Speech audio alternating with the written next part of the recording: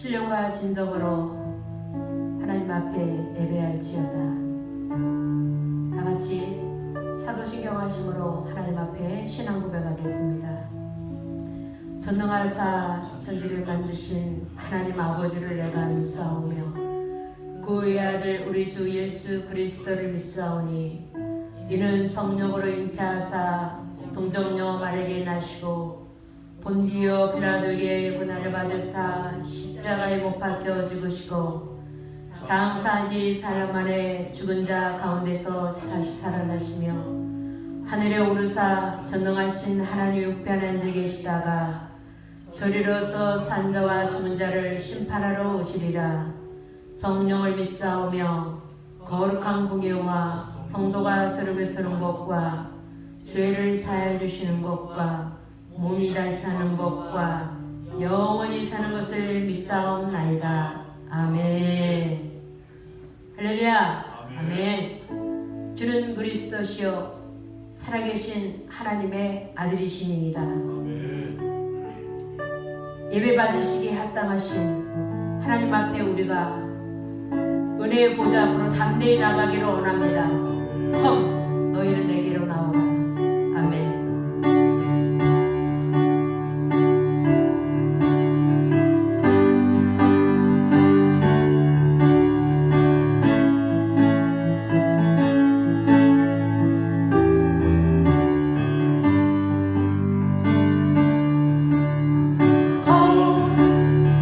주께 경배드리세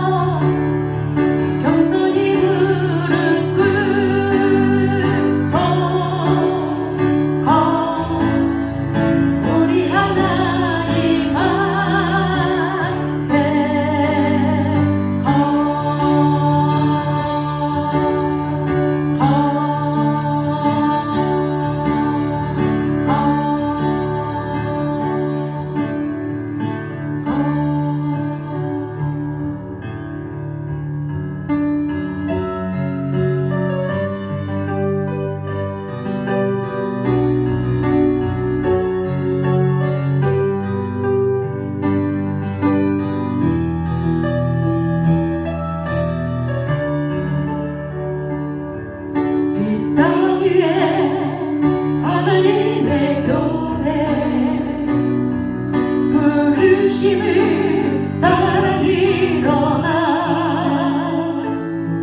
거칠은 광야 외치는 소리로 거듭거듭 피어나라. 성령이여 이 세대를 향해 주의 진리 선포해 가소서. 십자가에서 죽으신 그 사랑 우릴 사랑 되게 하소서. 닫힌 문들아 열지어라. 모든 세대여 일어나라. 주 예수께 무릎 꿇고 경배 드리세. 주는 이기신 평화의 왕. 성령이여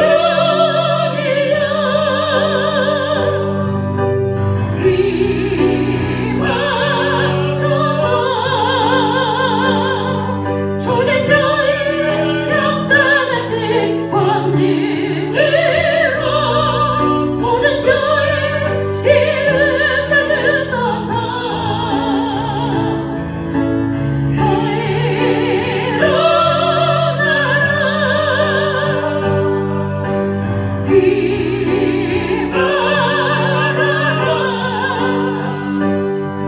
승리의 길 높이 들고 전진하라. 주님 오시길 예비하라. 이 땅 위에 하나님의 교회 부르심을 따라 일어나 거칠은 광야 외치는 소리로 거듭거듭 피어나라. 성령이여 이 세대를 향해 주의 진리 선포해 하소서. 십자가에서 죽으신 그 사랑 우릴 사랑 되게 하소서. 닫힌 문들아 열지어라.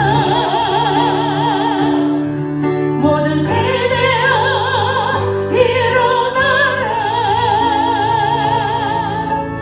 예수께 무릎 꿇고 경배 드리세. 주는 이기신 평화의 왕. 성령이여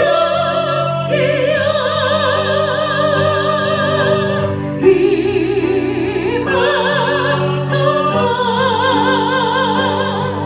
초대교회 역사 같은 권능으로 모든 교회 일으켜 주소서.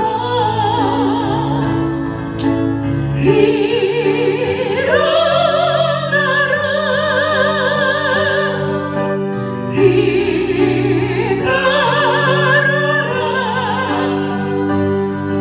승리의 길 높이 들고 전진하라. 주님 오시길 예비하라. 성령이여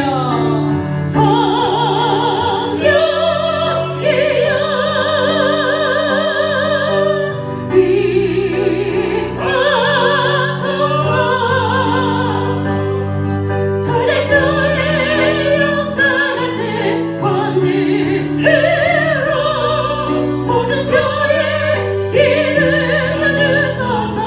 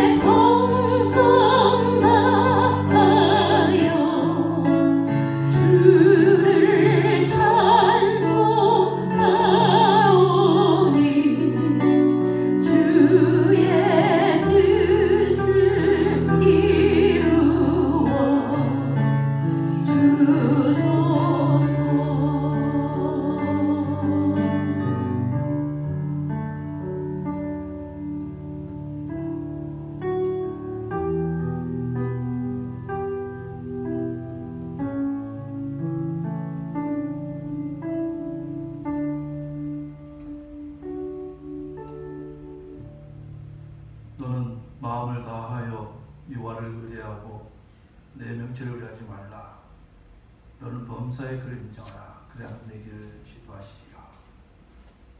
하나님 감사합니다. 오늘 저희들에게 귀한 은혜 주셔서 예배할 수 있는 복된 시간 주시니 감사합니다. 하나님께서 귀한 은혜 주셨사오니 이 시간 우리의 마음을 모으고 정성을 모아서 주님 바라봅니다. 성령님이 이 시간에 자정하여 주시고 다스려 주셔서 정말 주님 주신 복을 받는 귀한 시간 될 수 있도록 도와주시고 주님 만나서 주님을 찬양하며 경배하는 귀한 시간 될 수 있도록 축복하여 주시옵소서. 또한 하나님 이 시간도 주님 은혜가 너무나 귀해서 거저 나오지 않게 하시고 또 귀한 예물 주 앞에 정성과 믿음으로 드릴 수 있게 하시니 감사합니다. 드려진 손길들 주께서 기억하시고 깨닫게 축복하여 주셔서 임시한 한가운데 어려움 당하지 않도록 도와주시고 더 풍성하게 채워주셔서 드리다가 자기의 가장 기존에 드릴 수 있는 복된 자 될 수 있도록 주께서 역사하여 주시옵소서. 감사하며 예수 그리스도의 이름으로 기도합니다. 아멘. 할렐루야. 아멘. 예, 오늘도 예배 가운데 불러주신 하나님께 감사하고 또 주님 이름으로 환영합니다. 오늘 특별히 이 시간에는 교회 소식입니다. 주보를 참여해주셔서 감사하겠고요. 몇 가지 광고를 드리겠습니다. 계속적으로 저희들이 주시별 성경 공부가 계속적으로 나가고 있습니다. 성도님들이 적극 참여해 주셔서 특히 이 코로나 가운데 영적으로 더 무장되어지는 그런 시간이길 바랍니다. 독감 지금이 계속 독감이 계속 이제 유행하는 그런 시기입니다. 독감 예방하셔서 건강 유의시키고 또 코로나도 빨리 끝날 수 있도록 같이 한번 기도하기 바랍니다. 그래서 예배가 정상적으로 드릴 수 있도록 그렇게 기도해 주시면 감사하겠습니다. 성도의 동정입니다. 우리 출타 중인 분이 있습니다. 한건영 목사님 9월 9일 날 한국에 돌아오십니다. 계속 기도해 주시고요. 김준태 장로님 한국에 출타 중입니다. 계속 기도해 주시면 감사하겠습니다. 그리고 병목 선사님 퇴원하여 집에서 재활 중인데 계속 기도해서 계속 빨리 회복될 수 있도록 기도해 주시고 또 이경 선도님은 많이 났다는 얘기 들었습니다. 계속 이렇게 성도에서 같이 한번 기도해 주신 귀한 시간이기 바랍니다. 또 오늘 점심은요 소피안 사모님께서 이렇게 말해 주셨습니다. 감사합니다.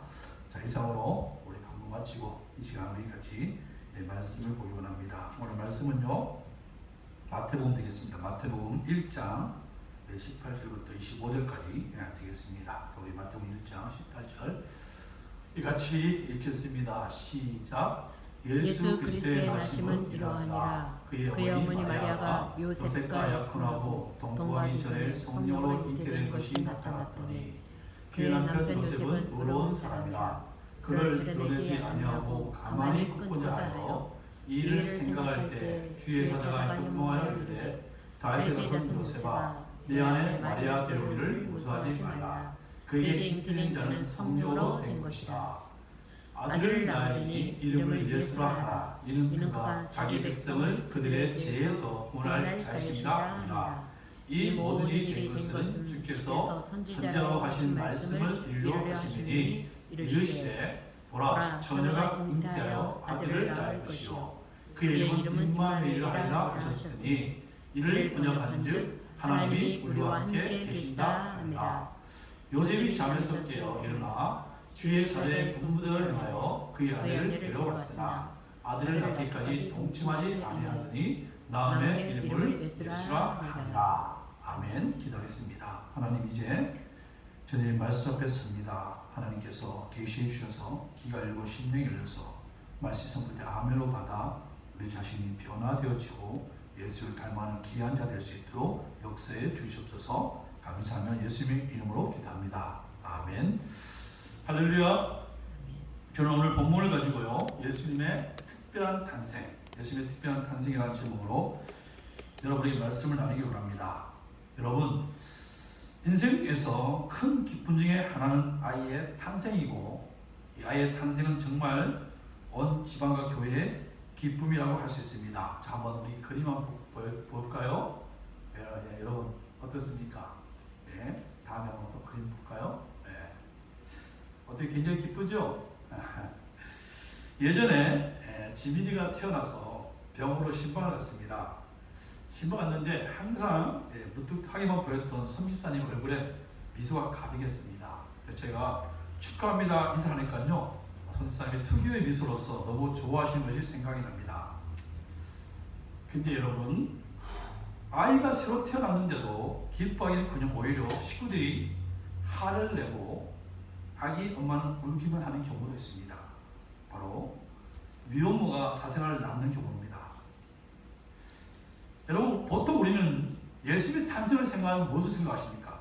예수님의 탄생을 생각하면요, 고요하고 거룩한 방, 그리고 하늘에서는 천사들이 찬송하고 땅에서는 목자들이 경배하고 동방의 박사들이 황금과 유황과 몰려가 드리는 그런 것들을 생각합니다. 그죠? 근데 오늘 본문은요, 예수님의 탄생에 대해서 그렇게 아름답고 기쁨으로 표현하지 않습니다. 왜냐하면 예수님의 잉태는 마치 아버지가 누군지도 모르는 사생아 잉태한 것처럼 보입니다. 마리아와 정하는 요셉의 고뇌가 있고, 그리고 분노가 보입니다. 결혼은 파혼으로 끝날 것 같고, 신부 마리아는 돌에 맞아 죽는 비극으로 끝날 것 같습니다. 근데 여러분, 여기에 엄청난 반전이 일어납니다. 예수님의 잉태는 성령님의 의한 잉태로 자기 백성을 위한 하나님의 사랑, 희생이라는 것이에요. 불가능을 가능으로 바꾸는 전능하신 하나님에 대한 구원에 대한 사건이라고 말하고 있습니다. 그래서 오늘 본문을 통해서 우리를 하나님의 백성, 하나님의 자녀로 구원하기 위해서 하나님의 행하신 일을 살펴보면서 우리에게 주신 구원의 은혜를 더 깊이 생각해보는 그런 시간 되기를 바랍니다. 자, 먼저 우리 18절 말씀을 같이 한번 읽겠습니다. 18절 말씀입니다. 같이 읽습니다. 시작. 예수 그리스도의 나심은 이러하니라. 그의 어머니 마리아가 요셉과 약혼하고 동거하기 전에 성령으로 잉태된 것이 나타났더니. 자, 여러분, 이 불신자들이 예수님에 대해서 제일 믿기 어렵다는 것은 예수님의 부활 사건입니다. 예수님이 죽음에서 다시 살아나셨다는 부활을 이야기하면요, 대부분의 불신자들은 어떻게 죽은 자가 다시 살아날 수 있냐고 대부분의 반박을 합니다. 그죠? 근데 여러분, 이 부활 사건만큼 불신자가 믿기 어려운 사건이 있습니다. 그것이 뭡니까? 그것이 바로 예수님이 성령으로 잉태한 사건입니다. 여러분 생각해 보십시오. 예수님을 잘 알지도 못하는 사람에게 예수님은 사람이 아니라 하나님으로, 성령 하나님으로 잉태된 이 땅에 태어났다고 하면요, 믿을까요, 믿지 않을까요? 믿을까요, 믿지 않을까요? 사람의 상식, 그리고 이성적으로 생각하면 도저히 믿을 수가 없습니다. 근데 여러분, 지금 마태복음을 쓴 마태는요, 지금 그런 식으로 접근하고 있다는 것입니다. 그 18절에서 예수님의 탄생을 성령으로 잉태되었다, 이렇게 선언합니다. 20절에도 마리아에게 잉태된 것은 성령으로 된 것이다 라고 다른 부연 설명 전혀 없습니다. 그러니까 마치 믿으라면 믿고 믿지 말라는 식으로 이렇게 선언합니다. 여러분, 사복음서를 보면요, 예수님의 탄생, 즉 성육신 사건에 대한 기록은요, 마가복음과 요한복음에는 별로 언급이 없습니다. 마태복음과 누가복음에만 나옵니다. 그런데 여러분, 누가복음에서 예수님의 탄생의 기록은요, 마태복음과는 전혀 다릅니다. 많이 달라요. 이 누가복음에 보면요, 예수의 탄생 사건을 증거하기 위해서 세례요한의 출생에 대한 얘기도 나옵니다. 사가랴의 예언도 기록되어 있고, 그리고 목자들이 등장해서 그에 놓인 아기 예수님을 방문합니다. 그리고 하늘의 천군 천사들이 하나님께 영광을 돌리는 장면도 나옵니다. 그러니까 하나님의 성자 예수님이 인간의 몸을 입고 온 이 성취의 사건을 지으이자 하나님의 계획의 것을 보여주기 위해서 계속적으로, 확신을 주기 위해서 계속적으로 이렇게 증거를 보여주고 있다는 거예요. 그런데 여러분, 마태복음은 아니냐고요. 마태복음은요, 아브라함과 다윗의 자손 예수 그리스도의 계보다, 이렇게 예수님이 왕이라고 선언합니다. 그래서 유대인들은 강조해서 이 복음서를 읽기 시작합니다. 근데 오늘 본문에 나오는 예수라는 사람은 다윗의 혈통, 단지 다윗의 후손과 결혼하게 한 처녀의 몸에서 태어난 사생아라는 거예요. 사생아처럼 보인다는 것입니다. 근데 거기서 한 걸음 더 나가서 그 임신은 사람이 아닌 성령님에 의한 임신이라고 선언해버립니다. 더 이상 설명과 증거도 증인도 없습니다. 딱 그냥 성령의 잉태가 이렇게 딱 그쳐냈습니다. 그러니까 사람들이 좀 더 이해하기 쉽게, 상식에 맞게 설명할 수 있는 불이 완전히 배제되어 있다는 거예요. 완전히 배제되어 있습니다. 자, 여러분, 그러면요, 왜 마태가 예수님의 출생에 대해 이런 극단적인 방법을 사용한 것일까요? 왜 마태가 아무런 설명 없이 예수님의 잉태는 성령님의 잉태가 이렇게 단언적으로 설명해 버릴까요? 여러분, 이것은요, 신앙에 대해서 우리에게 중요한 것을 가르쳐주고 있다는 거예요. 신앙에서 중요한 것을 가르쳐주고 있습니다. 그것이 뭐냐면요, 복음은 처음부터 인간의 상식과 기대를 완전히 부정하고 있다는 겁니다. 부정하고 있다는 것입니다. 그래서 신앙은 내 지식, 내 경험으로, 내 머리, 내 힘으로 가지는 것이 아니라는 거예요. 다시 말해서 자신의 머리로 이해되는 범위 안에서 예수를 믿으려고 하는 사람은 절대로 그리스도인이 될 수가 없다는 것입니다. 복음은 처음부터 인간의 구원을 위한 하나님의 초자연적인 계획과 능력으로 이루어진 것이란 거예요. 여러분, 인간의 지식, 상식으로는요, 죽은 자가 살아나는 부활을 믿을 수 있습니까? 없습니까? 없어요. 없어요. 인간의 지식이 사람 힘으로, 말씀으로 천지를 창조했다는 것을 믿을 수 있습니까? 없어요. 사람이 이성으로 예수님이 성령으로 잉태된 것을 믿을 수 있습니까? 없다는 거예요. 없습니다. 근데 여러분, 우리는 죽은 자 가운데서 살아신 부활을 믿습니다. 하나님의 말씀을 천지를 창조했던 아무 의심 없이 믿어집니다. 또한 예수님이 성령으로 잉태되었다는 것 또한 아무 의심 없이 믿습니다. 여러분, 그 이유가 뭘까요? 여러분, 그 이유가 뭘까요?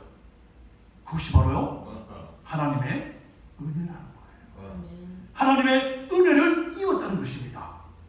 그래서 여러분, 신앙생활은 하나님의 은혜와 믿음을 하는 것입니다. 하나님의 말씀을 그대로 믿는 믿음과 하나님의 은혜를 이루어진 것이 신앙이자 복음의 삶이라는 것입니다. 여러분, 제가 목회를 하면서 여러분들을 만나게 됩니다. 그런 분들 중에서 참으로 안타까운 분들이 있어요. 안쓰러운 분들이 있습니다. 그러면 어떤 분이냐면요, 늘 자신의 힘으로 자신의 경험이나 지식으로 신앙생활을 하려고 하는 분들이에요. 늘 계산을 합니다. 늘 계산을 해요. 상황에 따라서, 여건에 따라서 춤을 춥니다. 그래서 정말 하나님의 깊은 은혜 속으로 뛰어들지 못한다는 거예요. 그래서 늘 그 자리에 머무는, 하나님의 예배로운 하나님의 은혜와 축복을 놓치고 경험하지 못하는, 늘 다람쥐가 쳇바퀴 도는 것 같은 그런 삶을 보는 것입니다. 근데 여러분, 저는요, 이 박목사님, 김돈 선사님 볼 때마다 복전을 받아요. 교제를 하면 새로운 힘을 얻게 됩니다. 시장적으로 볼 때는 이들은 정말 가진 것 별로 없습니다. 우리 박목사님 가진 거 있나요? 하여튼 별로 없는 것을 보여요. 그런데 이분들을 통해서 다시 힘을 얻게 됩니다. 여러분, 그 이유가 뭘까요? 그 이유가 뭘까요? 이분들은요, 하나님의 은혜로 살기 때문입니다. 하나님의 은혜로, 하나님의 말씀을 믿음으로 살기 때문이라는 것이에요. 여러분, 꼭 기억하시기 바랍니다. 예수를 믿는 신앙, 복음의 삶은요, 내 힘, 내 지식, 내 경험을 하는 것이 아니라는 거예요. 하나님의 은혜와 하나님의 말씀을 믿음으로 하는 것이다. 여러분, 이것을 꼭 마음에 담기 바랍니다. 마음이 시켜요. 그래서 우리가 항상 뭐를 삼아야 돼요? 하나님의 은혜와 믿음을 삼아야 되고, 이 믿음과 하나님의 은혜를 기도하는 우리 모두에게 위해서 축원합니다. 자, 여러분, 이 성령의 잉태 사건을 통해서 우리가 한 가지 더 생각을 볼 것은요, 예수님이 동정녀를 통해서 잉태된 것은 성령님에 의해서 이루어졌다는 거예요. 성령님에 의해서 이루어졌다는 것입니다. 여러분, 왜 천사가 아닐까요? 왜 천사가 아닐까요? 왜 하나님이 아닐까요? 마태는요, 삼위일체 하나님 중에서 분명하게 성령 하나님에 의해서 예수님은 잉태됐다 꼭 집어서 말씀하고 있습니다. 자, 왜 이렇게 마태가 성령 하나님을 언급했을까요? 자, 우리 한번 사도행전 2장 8절 같이 한번 읽겠습니다. 자, 시작. 오직 성령이 너희에게 임하시면 너희가 권능을 받고 예루살렘과 온 유대와 사마리아와 땅까지 이르러 내 증인이 되리라 하시니라.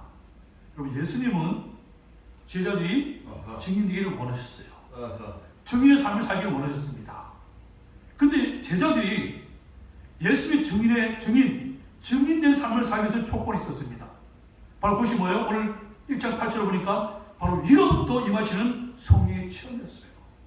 다시 말해서 성령님의 기름 부으심이었습니다.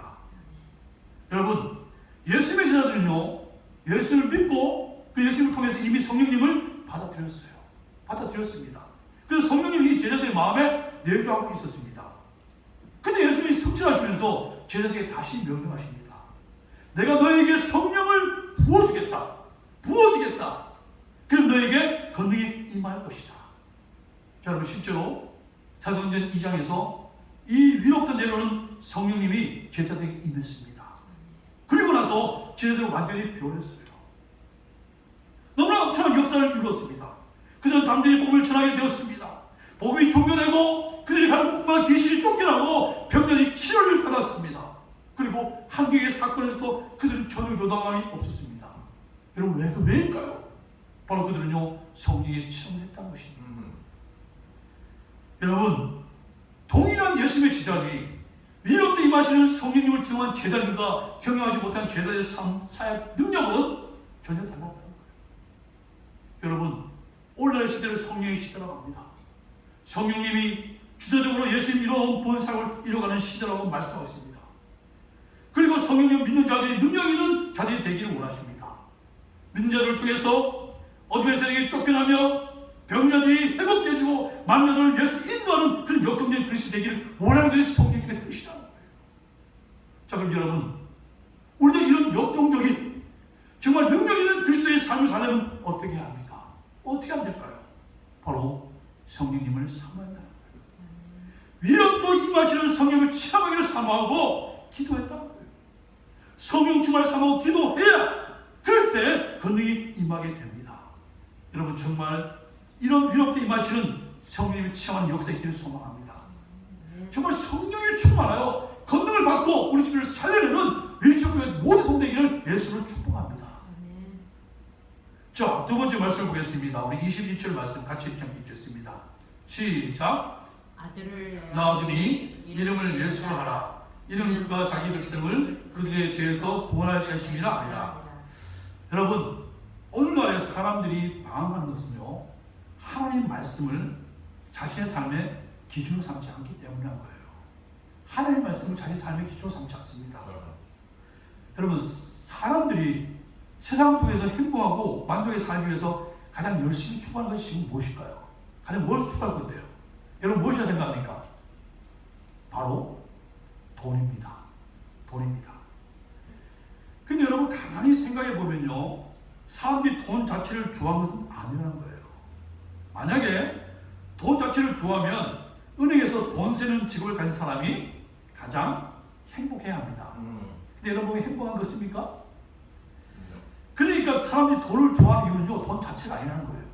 돈을 좋아하는 이유는요 뭡니까? 돈이 줄 수 있는 안전함과 만족과 여유와 풍요감이라는 거예요. 돈이 자신에게 안전함을 주고 행복을 주고 자신의 가치를 높여준다고 생각합니다. 그리고 실제 삶에서 이건 어느 정도 사실과 같이 보입니다. 그래서 사람들은요 자신의 가장 큰 문제가 뭐라 생각합니까? 돈이 없다는 거예요. 돈이 없다는 거예요. 돈만 있으면 뭔지 해결된다고 생각합니다. 근데 여러분 조금만 생각하면요 건강의 문제가 오면 어떻게 얘기합니까? 건강의 문제 오면은 이번엔 돈이 아니라 건강이 제일 중요하다고 얘기합니다. 말합니다. 건강하면 다른 것은 문제가 되지 않다고 얘기해요. 어떤 사람은 학위가 있으면 어떤 사람은 권력만 있으면 자신의 모든 부족한 공업을 채울 수 있다고 여기고 있다는 거예요. 여러분 그러면 죄가 무엇입니까? 그럼 죄가 뭘까요? 돈이 죄입니까? 학위와 권력이 죄입니까? 아니라는 거예요. 죄는 무엇이냐면요 이런 것을 가지면 행복하다고 믿는 우리의 본성, 우리의 자아라는 거예요. 다시 말해서 내 자신의 삶의 주인은 나라는 자기 중심적인 본성, 자아 숭배. 그래서 내 마음대로 내가 믿는 대로 자기 소견대로 살아가는 것 이것이 죄라는 것입니다. 이것이 죄라는 거예요. 여러분 성경에 말한 죄가 이제 뭔지 아시겠습니까? 불의, 담요, 분쟁, 살인, 거짓 이런 것은 죄의 결과이고요. 근본적인 죄는 자기가 주인되어 자기 마음대로 자기 소견대로 살아가는 본성, 하나님께 제의받지 않는 인간의 자아 이것이 바로 죄라는 것입니다. 그래서 이 모든 인간은요 다 죄인 거예요. 다 죄인 것입니다. 그리고 이 죄로 인해서 모든 저주와 불행이 왔다는 거예요. 이 죄는 모든 불행의 저주가 왔다는 거예요. 자 그러면 여러분 이 죄를 어떻게 해결할 수 있습니까? 내 힘으로 내 노력으로 해결할 수 있습니까? 아니면 종교로 해결할 수 있습니까? 아니면 다른 사람을 통해서 우리 본성을 바꿀 수 있을까요? 아주 오래전에 신천지라는 이단이 폴선 지역에서 집회를 연 적이 있었습니다. 여러분 이 신천지 교주는 여러분들이 잘 알고 있는 것처럼 누굽니까? 이만희 씨라는 사람입니다. 이 이만희 씨가 자기를 소개하기를 자기는 구름을 입고 오시는 성령체, 천사로부터 책과 지팡이를 받았다고 하면서 자신이 자칭 예수라고 주장합니다. 그리고 더 재미있는 것은요, 이 신천지 교주 이만희 사람과 같이 초창기에 사역을 했던 홍종표라는 사람이 있습니다. 근데 이 두 사람이요, 사소한 문제로 인해서 결별을 했다고 합니다. 그리고 이후에 뭐라고 얘기하는지 아세요?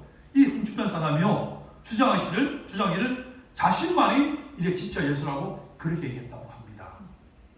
여러분, 이처럼 한국을 비롯한 세계 각국에서 자신을 자칭 예수라고 부르는 사람이 거의 수천 명이 넘는다고 말합니다. 여러분, 실제로 이런 사람들이 능력이 있습니다. 사람의 질병을 치료를 합니다. 그래도 그런 사람들이 예수 그리스도가 될 수가 없다는 것이, 아담의 우선 태어난 사람은, 사람의 결합에 의해서 태어난 사람, 모든 사람은 다 죄인이란 거예요. 죄를 구하기 위해서 어떻게 합니까? 죄가 없어야 합니다. 죄인이 아니어야 돼요. 그래서 아담의 우선인 남자에 의하지 않는, 즉 인간적인 남녀 결합에 의해서 태어나지 않는 성령님, 초자연 방법에 의해서 잉태된 하나님의 예수만이 이 유일한 구세주가 된다는 거예요. 그래서 사도행전 4장 12절에 어떻게 얘기합니까? 4장 12절에 다른 요소는 구원을 얻을 수 없나니 천하 인간의 구원을 얻을 만한 다른 이름을 우리에게 주시니 없다고 말합니다. 여러분, 속지 말아야 합니다. 갈수록요, 세상은 혼탁해져 가고 있습니다. 그 수많은 잘못된 가르침과 이단들이 아주 특세를 하고 있어요.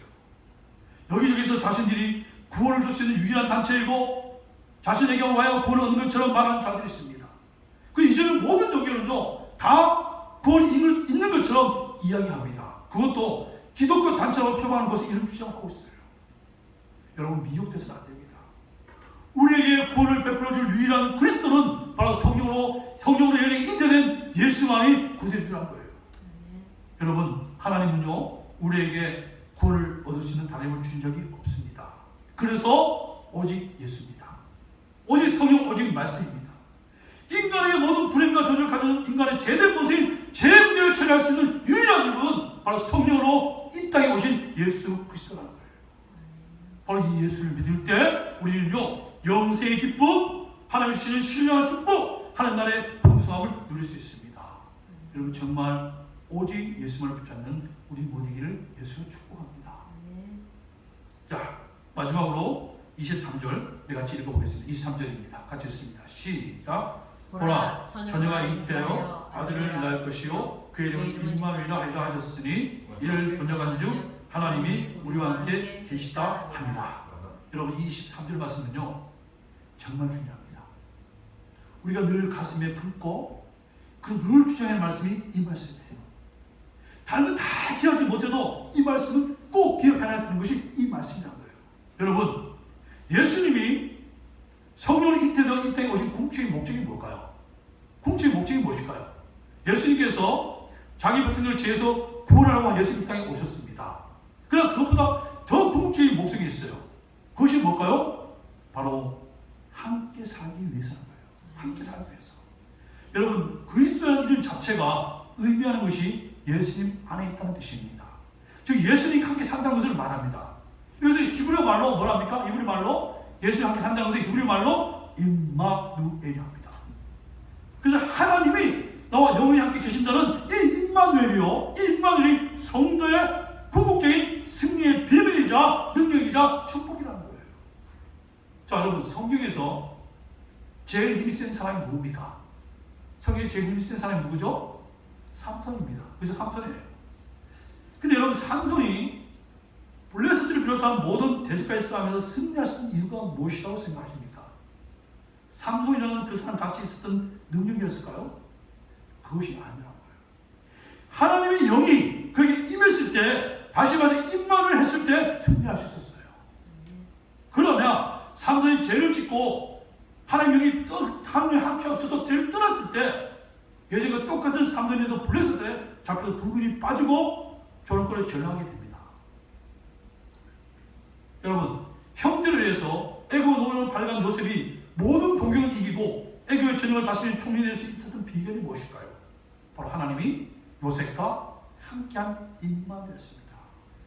하나님이 함께했기 때문에 요셉이 승리할 수 있었고 더구나 그들의 전 가족과 세계를 살릴 수 있었다는 것을 말씀합니다.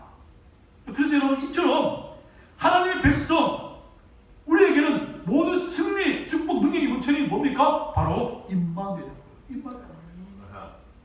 그러면 여러분 예수님이 성령으로 동력을 통해 잉태된 이것이 중요한 이유가 무엇일까요? 이것이 중요한 이유가 무엇일까요?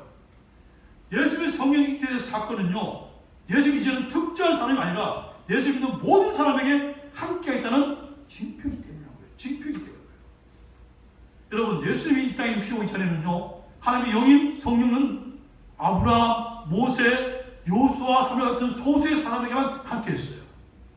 그리고 항상 함께 있는 것이 아니라 사울왕처럼 하나님께 불순종하면 하나님의 영은 그와 함께 있지 않고 떠나버렸습니다. 떠나버렸어요. 근데 여러분, 예수의 동정의 탄생은 예수를 믿는 사람은 어떠한 사람인지 상관없이 그와 함께 있을 뿐만 아니라 영원히 떠나지 않겠다는 징표로서 새로운 세계가 열렸다는 것입니다. 그리고 그에 대한 증거로 예수님은 육신으로 이 땅에서 33년간 인간의 몸으로 우리와 함께 계셨어요. 그리고 부활의 승차시 후에는 성령님을 우리에게 보내서 우리의 몸을 삼아 성전 삼아 우리와 함께 계십니다. 그래서 고린도서 3장 16절에 뭐라고 말씀하고 있습니까? 너희가 하나님의 성전인 것과 하나님의 성령이 너 안에 계시는 걸 알지 못하네요. 우리 모두에게 함께 했다는 것입니다. 여러분, 이 임마누엘 우리에게 주기 위해서 예수님이 성령으로 동정을 통해 잉태된 것입니다. 그래서 여러분, 성전인 우리의 능력, 축복, 그리고 열매는 다른 것에 있는 것이 아니라 이 임마누엘에 달려있다는 거예요. 내가 실제로 얼마나 이 임마누엘을 누리고 있느냐, 다시 말해 나의 삶의 현장에서 이 임마누엘을 하나님이 나와 함께 한다는 것을 믿고 확신하고 정말 그렇게 살아가고 있느냐에 달려있다는 것입니다. 자, 그러면 여러분, 마지막으로 예수의 구원과 임마누엘의 축복을 나의 실제 삶에 확인하면 어떻게 합니까? 어떻게 하면 할 수 있을까요? 자, 우리 24절 같이 한번 읽겠습니다. 시작. 요셉이 깨어 일어나 주의 사자의 본부들을 행하여 그의 아내를 데려왔으니. 자, 여러분, 전 인류를 구원하는 예수님의 탄생이 축복 속에 요구되어진 것이 무엇입니까? 전 인류를 구원하는 이 예수의 탄생하는 이 축복 속에 우리에게 요구된 것이 무엇입니까? 24절 모습을 보면요, 요셉이 주의 사자의 본부로 행했다고 말씀합니다. 우리에게 요구된 게 뭐예요? 순종이라는 거예요. 순종이라는 거예요. 이 죄에서 구원을 받는 축복, 임마누엘의 축복은 전혀 이해할 수 없는 상황에도 그것을 믿고 즉각적으로 행하는 요셉의 순종이 있었다는 것입니다.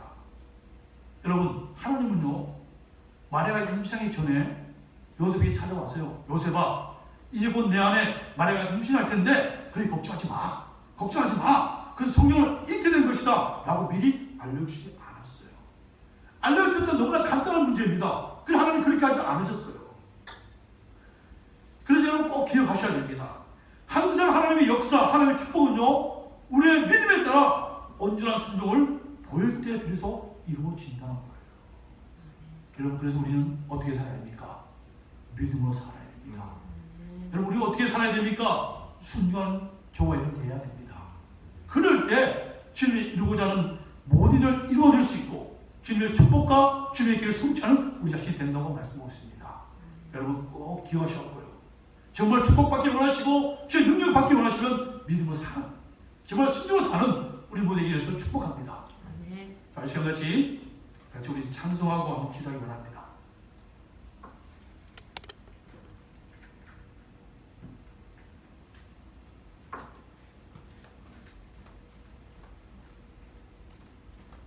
찬송가 94장, 새벽찬송 96장 되겠습니다. 예수님을 누구신가?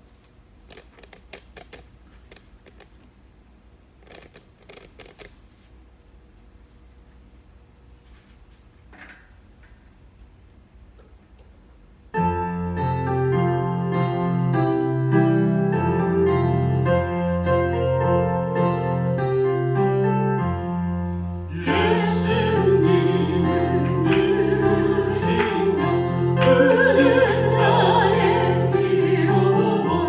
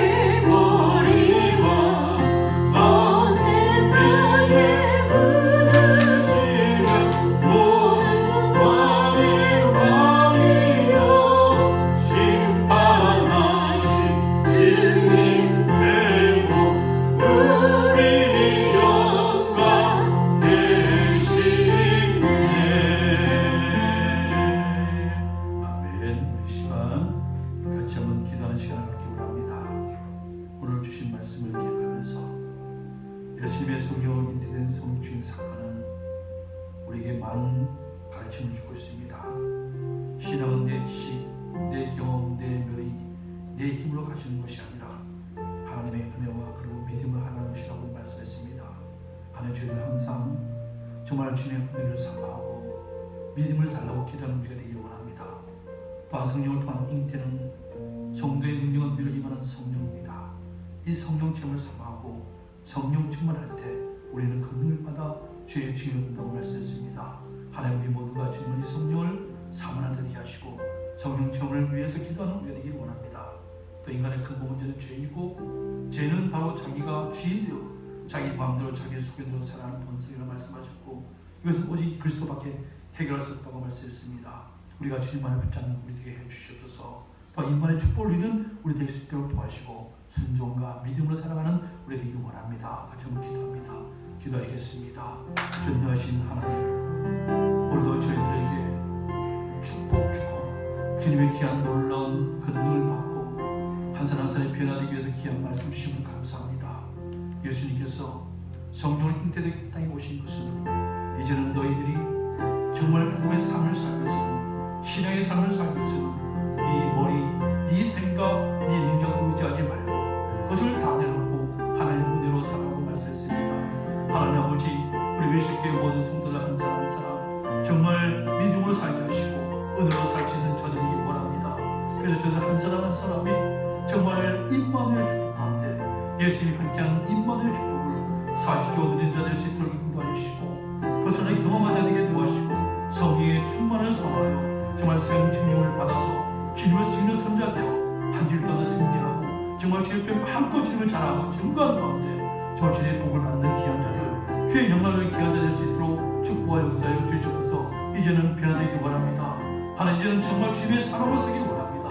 하나님, 정말 역사해 주셔서 기도하는 가운데 정말 주의 말씀을 듣는 가운데 우리 한 사람 제된 본성을 쳐고 예수님이 주인 되어 예수님이 다시 통치받는 우리 모두가 될 수 있도록 성령으로 충만케 해 주시옵소서. 감사하며 살아계신 예수 그리스도로 기도합니다.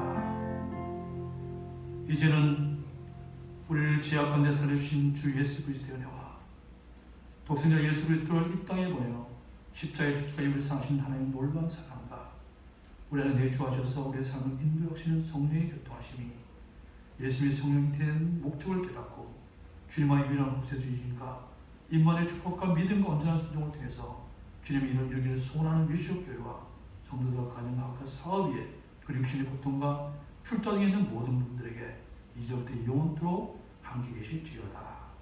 아멘. 아멘.